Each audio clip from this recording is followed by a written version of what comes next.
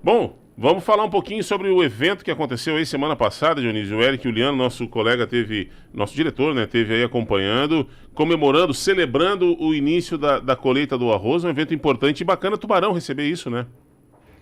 É muito importante porque o arroz tem um peso muito grande na economia de Tubarão e da região, né? E também do estado, por que não? Santa Catarina é o segundo maior produtor de arroz do país, tá? E perdemos apenas para o Rio Grande do Sul, que, claro, por tradição, por características de solo, de clima, de relevo, não é? Tem essa aptidão. Mas Santa Catarina é responsável por mais de 10% da produção nacional de arroz e tem a maior produtividade por área. Então, tem realmente aí, pela inovação, pela tecnificação, um potencial muito grande de produção. E o que nós fizemos na semana passada foi apresentar para a mídia, né, para a imprensa, de todas as áreas, realmente o lançamento desse evento que vai acontecer no dia 9 de fevereiro, que será a quinta abertura oficial da colheita do arroz no estado de Santa Catarina. Ah, perfeito. Eu atravessei o assunto. Ô Dionísio, sobre a questão do arroz ainda, falar um pouquinho mais. Há uns 4 anos, quando o presidente Jair Bolsonaro recém tinha eleito, você fez uma visita a Brasília, né, ao presidente, inclusive uma foto sua com o presidente foi publicada em alguns portais de notícias, e você saiu bastante otimista daquela reunião. Eu lembro que eu te entrevistei, tu saiu bem otimista daquela reunião. Nesses 4 anos, o otimismo que você tinha, ele de fato ele estava correto, as coisas melhoraram para os risicultores, tá a mesma coisa, o clima não ajudou muito, o que mudou nesses últimos 4 anos? Olha, melhorou, piorou, despiorou, né, e desmelhorou, vamos dizer assim. Não pela ação governamental. Eu acho Sim. que pela ação governamental muito pouco realmente se evoluiu, infelizmente, né? Porque nós temos um problema crônico com relação à questão do arroz, que é a concorrência desleal com o Mercosul. O Uruguai, a Argentina, o Paraguai desenvolveram projetos que não são consumidores de arroz, eles consomem muito pouco, mas desenvolveram projetos de produção de arroz voltados para o mercado brasileiro. Hoje eles acessam também outros mercados, mas eles focaram o projeto deles em cima desse mercado brasileiro. E eles têm um custo de produção bem menor que o nosso. Eles têm menos imposto nas máquinas, nos equipamentos, nos insumos agrícolas, na energia elétrica, no óleo diesel. E não bastasse tudo isso, quando eles mandam o arroz para o Brasil, o imposto sobre circulação de mercadoria, que o produto derivado da matéria-prima deles paga bem menos, bem menor do que o nosso associado, tá? Do nosso produtor associado da cooperativa. Eu beneficio e eu quiser comercializar esse produto nos estados do Paraná, São Paulo, Minas Gerais, Rio de Janeiro, eu pago 12% de ICMS. Se eu comprar a matéria-prima do Paraguai, eu pago 4%. Ué? Então, veja bem, essa foi uma das questões levadas ao presidente Bolsonaro naquela data, se eu não me engano foi dia 11 de junho de 2019, né? Efetivamente nada aconteceu, porque e a esperança que ficou naquele momento é de que na reforma tributária se trataria dessa questão e se corrigiria essas distorções. Como não saiu reforma tributária, não aconteceu nada, né? Agora, o novo governo também fala em reforma tributária, e fala em reforma tributária principalmente em produtos da cesta básica, que eu acho uma necessidade. O arroz, que é a fonte de carboidrato mais barata do mundo, eu vi ainda há pouco no fechamento do bloco anterior, vocês comentando, e você, Nilton, comentando que arroz está valendo ouro, né? É. Ah, meu Deus do céu, o arroz deixou de ser extremamente barato para ser apenas barato, né? É. Porque ele continua muito barato, Ah, ele né? rende, né? O Ele, arroz rende, né? rende demais. Você compra 1 quilo de arroz por R$ 4, tá? Por R$ 4. Você cozinha, ele dá um panelão, precisa de 10 pessoas para conseguir comer 1 quilo de arroz, tá? Numa refeição. Se você comprar R$ 4 de pão, com certeza você não vai deixar sobra para ninguém. Você vai comer sozinho, né? Só para fazer um comparativo. E se você partir para proteínas animais, né? Carnes, Aí nem dá. leite, ovos, tudo é mais caro que o arroz. Tudo. Tá? Então o arroz continua sendo realmente a principal fonte de carboidrato da dieta brasileira. É o carboidrato mais barato que existe e, sendo ele prioritariamente um produto de consumo pelas classes menos abastadas, vamos dizer assim, pagar imposto sobre um produto como esse é penalizar os mais pobres. É verdade. Ao tirar o imposto da cesta básica de produtos básicos como o arroz, você aumenta diretamente o poder aquisitivo dos que têm menos renda. Ô Dionísio, tu está comentando aí sobre o preço do arroz, a gente sentiu, é claro, esse aumento dos últimos anos, mas tu comentando algo que é interessante, a gente conversa com as donas de casas mais experientes, a minha mãe, por exemplo, que agora férias, recebe os netos todos na casa dela, e haja comida para sustentar, estão tudo uns marmanjos, né, cara? E ela diz, não, se não fosse o feijão com arroz, tu quebra, porque não tem outra comida que vai sustentar essa gurizada aí com o feijãozinho com arroz, aí deixa eles correr o dia inteiro, né, cara? Olha, se costuma dizer, às vezes, tá preço de banana. Nem banana dá mais para comparar com arroz, tá? As frutas, de uma maneira geral, né, subiram muito, estão muito mais caras. O arroz continua realmente... Arroz, quando sobe muito, quando sobe 10%, tá? Sobe 20 centavos, 30 centavos num quilo. Quer dizer, sobe R$ 1 numa bolsa de 5 quilos. Tá? É irrisório. É claro que ninguém gosta de pagar mais, né? Todo mundo gostaria que realmente as coisas estivessem muito estáveis, mas temos que entender que esse arroz foi produzido por um fertilizante que custou o dobro do preço. Nós vimos lá no início da guerra Rússia e Ucrânia, o desabastecimento de fertilizantes no mundo. E uma tonelada de adubo que valia R$ 1.500 a R$ 2.000 chegou a ser pago R$ 7.000. Meu Deus. Né? Os defensivos agrícolas, de uma maneira geral. O óleo diesel, que há 5, 6 anos atrás valia R$ 2, hoje é quase R$ 7. A mão de obra também subiu. A energia elétrica subiu muito. Então, não tem como continuar produzindo pelo preço que se produzia, infelizmente. Mas continua sendo o produto, realmente, a fonte de carboidrato mais barata do mundo. E é importante que se diga, Niltinho e Rafael, o arroz é o produto de consumo direto mais consumido no mundo. Você tem o trigo, que até tem um volume maior do que o arroz, mas tem que ser processado, né? Ou tem que produzir um pão, ou produzir a bolacha. Ninguém come trigo puro. Ou a massa. Ninguém come trigo puro. Agora, arroz você come puro, né? Você apenas cozinha e come ele puro. Então, no máximo, bota um ovinho, né? De consumo puro, e eu costumo fazer assim, ó, essa do ovinho é boa. Eu pego o arroz do meio-dia, eu faço um anel no prato, tá? Certo? Jogo uma fatia de queijo embaixo, jogo um ovo ali e deixo 2 minutos no micro-ondas. Já era. Certo? Só tenha o cuidado de furar a gema do ovo, porque senão ela estoura, né? Sim. E, cara, um queijinho derretido com ovo e um arrozinho... a única coisa que eu agregaria a esse prato aí, ô Dionísio, que fica bom demais, eu colocaria uns 5 dentinhos de alho. Meu Deus, dentinho de alho no arroz fica um negócio sensacional.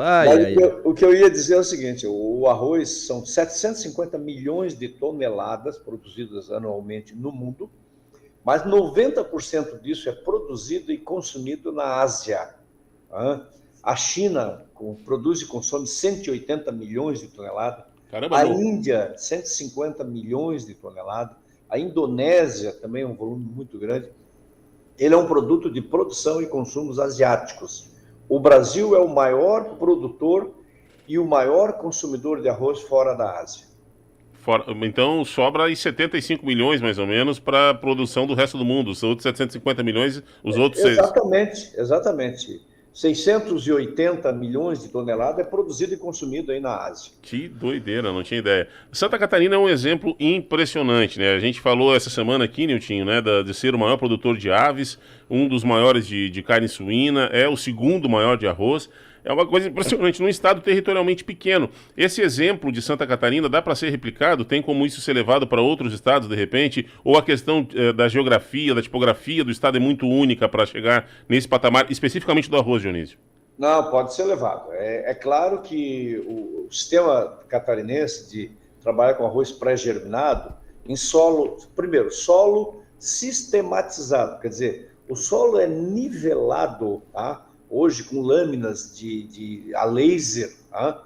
E deixa ele parelhinho, para que você tiver 5 centímetros de água, tá, num local, você tem em toda a área, certo? E quando você tem um solo muito desnivelado, já começa por aí. Você precisa de muito mais água, porque se você tem um desnível de meio metro e você tem que ter uma lâmina mínima de água, vamos dizer de 5 centímetros, lá na parte mais alta, no outro local você vai ter 55, 60 centímetros de água. Então não tem como ter um desenvolvimento uniforme, expressar todo o potencial produtivo. E esse sistema de Santa Catarina, implantado lá nos anos, final dos anos 80, início dos anos 90, né, que é o sistema Provarza, no sistema pré-germinado, permite a Santa Catarina realmente ter essa uniformidade, ter, primeiro, a área muito estável, nós variamos muito pouco. O Brasil, que já plantou 6 milhões e 600 mil hectares de arroz, e hoje planta apenas 1 milhão e 600, Santa Catarina não é uma área estável, né? Justamente porque tem, e é uma das maiores produtividades do mundo, né? Diga-se de passagem.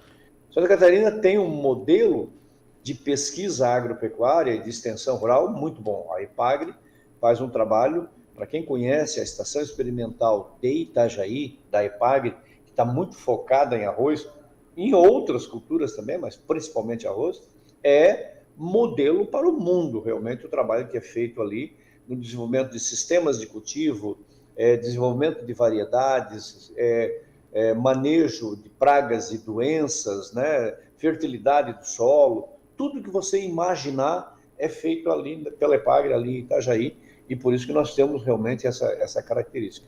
Então, Santa Catarina é um modelo realmente para o mundo. Ô Dionísio, sobre essa questão da produção do arroz, né, do preço, isso tem feito muitos agricultores ou mudar para soja. Eu não sei, aí tu pode me dizer se o preço hoje vale mais a pena plantar soja que arroz, e muita gente até deixando grandes espaços que a gente via aí tomados por plantações de arroz, virando condomínios, virando edificações, etc. Essa realidade, então, ela é diferente aqui em Santa Catarina ou isso preocupa também? Não, isso é normal. É normal e se chegou à conclusão de que o rodízio de culturas, por exemplo, área que você planta arroz, onde for possível, você plantar soja ou plantar milho, né? Principalmente a soja reestrutura o solo.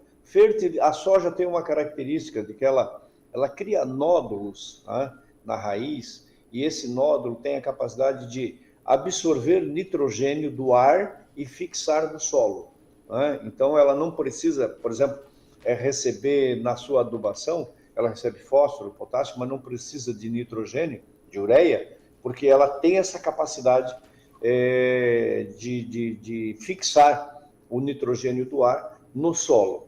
E ela mesma produz a ureia, então, ela mesma produz a ureia dela, né? Ela absorve do ar. E o sistema radicular dela acaba reestruturando, melhorando também a permeabilidade do solo. Então, você planta soja, além de você controlar algumas ervas daninhas do arroz, né? Plantando soja. E aí, você planta 2 anos ou 3 anos, planta soja, volta com o arroz, a produtividade dá um salto, tá? Dá um salto. Eu acho, e aí uma opinião pessoal, mas matematicamente dá para provar isso. O arroz tem uma densidade econômica maior que a da soja, maior que a do milho, né? Mas o rodízio de culturas é benéfico para todas as atividades, seja arroz, seja milho, seja soja. Vocês conseguiram fazer um levantamento dos estragos que as chuvas do ano passado provocaram na risicultura, Dionísio? O ano de 2022 foi um ano sob o ponto de vista climático, muito difícil, né? Um ano também de enchente em maio. Por sorte, a grande maioria das lavouras já tinham sido colhidas, tanto o arroz quanto a soja e o milho, né? Pegou alguma coisa, mas pouca, mas foi ali, no limite, porque a colheita da safra de verão é feita nos meses de fevereiro, março e abril. A enchente veio no finalzinho de abril, início de maio, tá? E pegou alguma coisinha, mas muito pouco. Depois tivemos enchente em agosto, tivemos enchente em outubro, tivemos enchente em final de novembro, início de dezembro, e em todas as etapas algum prejuízo trouxe, sempre traz, né? E nessa de 1º de dezembro, especialmente, a perda de arroz na região da Amurel foi de cerca de 3.000 hectares, que foram, na grande maioria, foi replantado, mas esse replantio aconteceu no final de dezembro, já não é a época ideal, você não sabe o que vai produzir lá na frente, pode ter uma quebra significativa, mas se conseguiu ainda replantar. E alguma perda também, cerca de 1.500 hectares de soja, também foi perdido, como também se perdeu milho. Milho se perdeu não tanto área, mas mais produtividade, porque ele estava em fase de desenvolvimento, então vai perder na produtividade. Mas, dos males, o menor. Se incentivou os produtores, se providenciou semente, adubo, o que fosse. Ninguém deixou de fazer o replantio por falta de dinheiro ou por falta de semente ou adubo. Nós viabilizamos para que todos os produtores pudessem realmente fazer o replantio ou a recuperação da área e agora, é claro, torcer para que essa perda da janela ideal de plantio não ocasione uma perda muito grande lá na produtividade no final do ciclo. Hoje nós estamos divulgando, aí está saindo nos veículos de imprensa, uma pesquisa da Acaerte junto aos empresários industriais de Santa Catarina e que aponta pelo 4º mês consecutivo uma queda na confiança. Quanto ao setor agrícola, especialmente aí, claro, agora sobre a risicultura também, tu pode falar sobre cooperativismo, como é que está a questão da confiança para esse momento que estamos vivendo? Dá para acreditar? Como é que o Dionísio encara esse 2023 aí?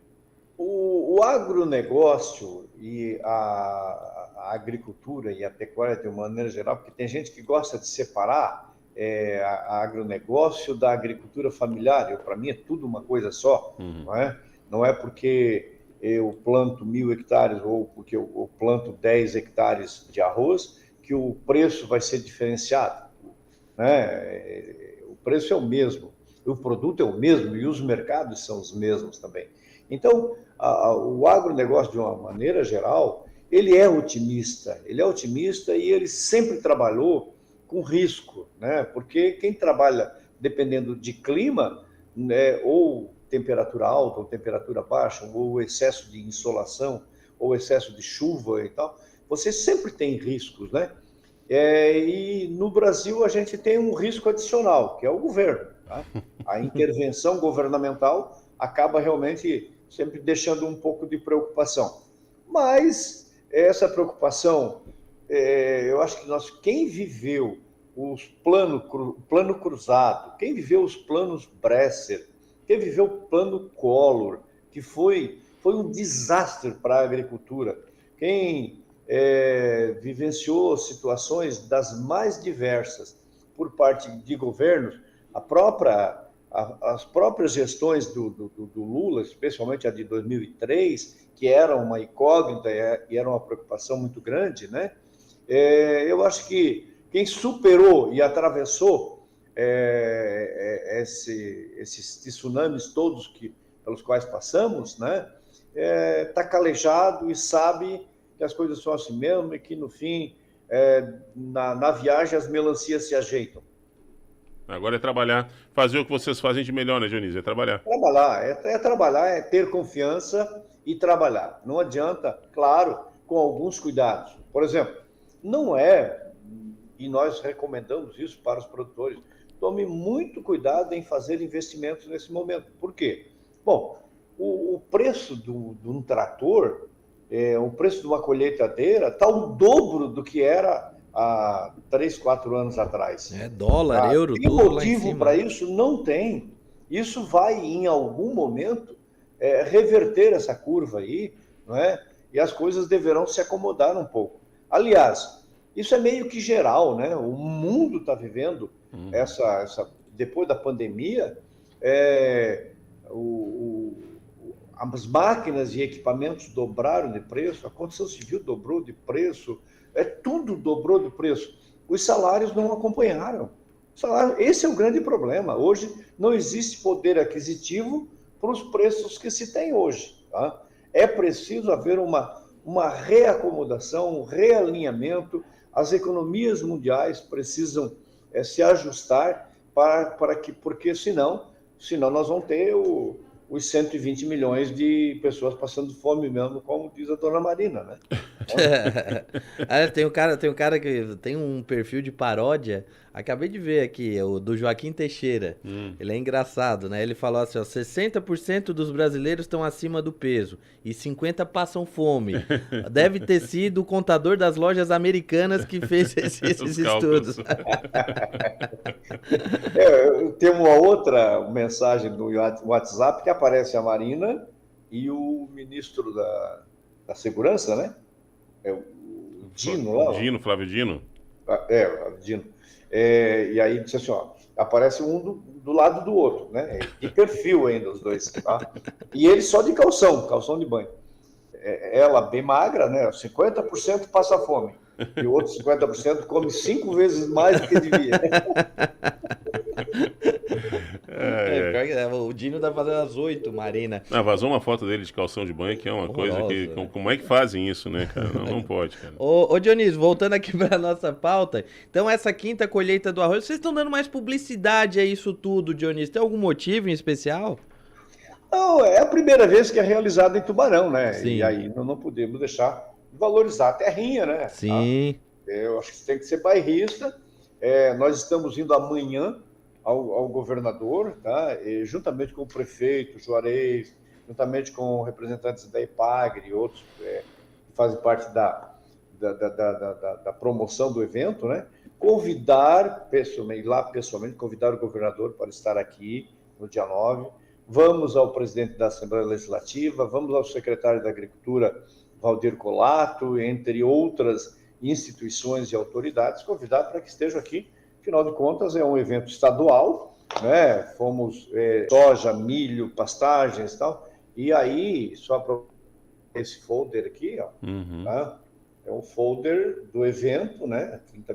Aproveitar essa oportunidade e atrair os olhos da cadeia produtiva do arroz, da indústria do arroz, dos produtores do arroz, desse mercado, para Tubarão, para a gente apresentar, né? Festejar a colheita, por que não? Festejar, sim, a colheita do arroz, e eu acho que a colheita sempre é um motivo de festa.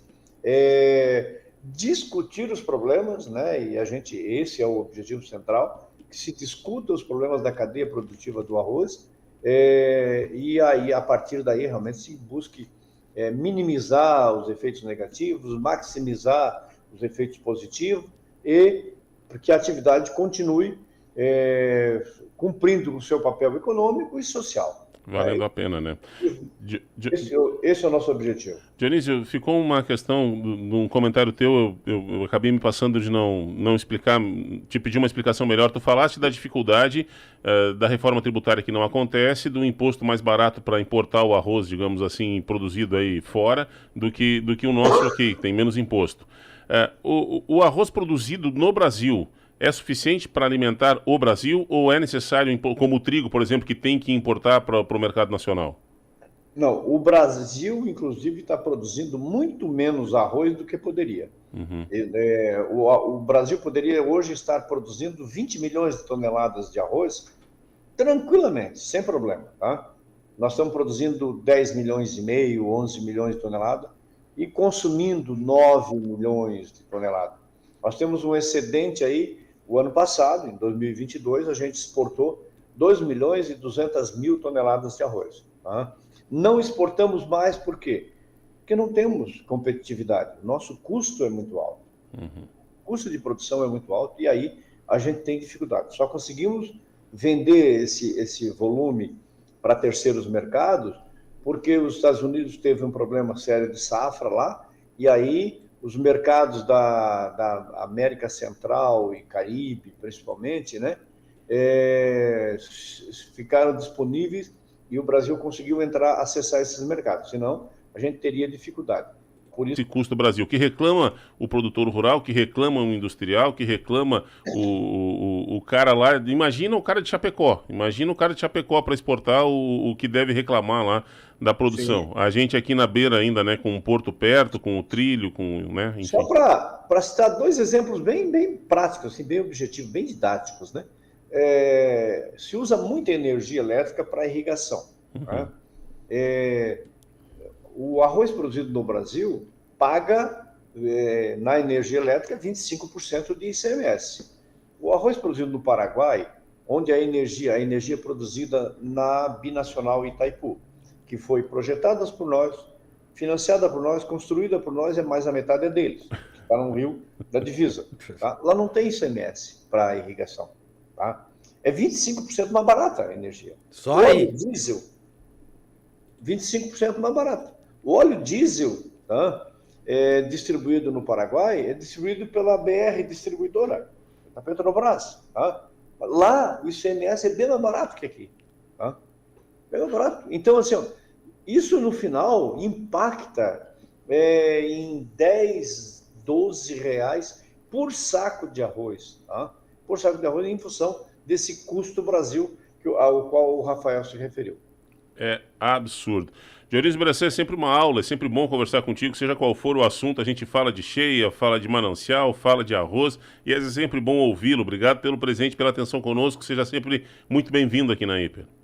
Eu que agradeço aí a oportunidade, né? Convidamos a todos, o nosso evento é focado no produtor rural, né? No produtor de arroz, então fazer um convite aí a todos os produtores de arroz da região que participem desse evento no dia 9, a partir das 7 horas da manhã, a gente vai lá, vai ter café, vai ter as vitrines tecnológicas, né, para o pessoal poder ver o que está sendo feito de novo, de novidade, de modernização nas culturas do arroz, soja, milho, pastagens, mas também alguém que tenha a curiosidade de conhecer e ver, não há problema nenhum, o evento é aberto, né? A gente só pede que o pessoal faça a inscrição, tá? Faça a inscrição através do site da EPAGRE, tá? Para que a gente tenha o controle e possa, inclusive, providenciar, dar o melhor atendimento possível a quem para lá recorrer. Então, eu agradeço, Rafael, agradeço, Niltinho, e fico sempre à disposição. E agradeço, inclusive, pela contribuição que vocês têm dado aí na divulgação do evento. Maravilha. De bola. Podia fazer no próximo evento um concurso de melhor bolinho de arroz, né, Dionísio? Eu adoro um bolinho de arroz. Eu vendo vocês falar de receita de arroz com frito, cara, arroz com azeite de oliva tá feito, cara. Arroz, um banho de azeite de oliva nele, sento em frente a um livro ou algum vídeo que eu queira ver e tá feita minha refeição. Rafael, aqui ó, baixinho para nós aqui, quando a gente chega fora de hora em casa, tarde e tal... Arroz frio da geladeira com café preto também vai. Não conta pra ninguém, mas é bom pra caramba. Rapaz, o Dionísio, ele foi no tema, assim, o cara chega em casa cansado do trabalho. Quando o cara chega cansado, morto, com a língua travada por outros motivos, ô Dionísio, Ah, tiver aquela panelinha de arroz ali, meu irmão. A parte... Vral! Se tiver o feijãozinho junto, então... Credo! Aí Deus é bom, né? maravilha. Sempre tem que ter uma cambuquinha, uma sorveteira, um pó de sorvete no freezer. É, maravilha. Abraço, Dionísio. Obrigado pela atenção. Bom trabalho aí. Sucesso. Um abraço, sucesso a todos. Valeu. Lembrando que